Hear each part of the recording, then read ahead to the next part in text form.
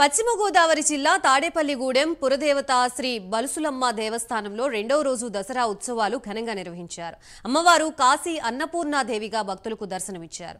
ఆలయ ప్రాంగణంలో శ్రీ మహాలక్ష్మి సౌభాగ్య సామూహిక కుంకుమ వ్రతానికి 700 మందికి పైగా మహిళలు హాజరయ్యారని ఆలయ ఉత్సవ కమిటీ ప్రతినిధి శ్రీరంగం అంజీ తెలిపారు.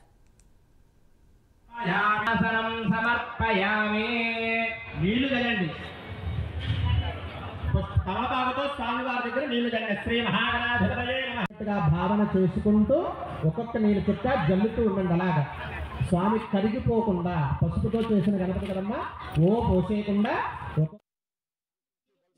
దేవస్థానం నందు స్థానిక శాసనసభ్యులు పులిశెట్టి శ్రీనివాస్ గారి ఆధ్వర్యంలో ఈ రోజున దసరా నవరాత్రుల్లో భాగంగా రెండో రోజు అమ్మవారు అన్నపూర్ణాదేవిగా దర్శనమిచ్చారు.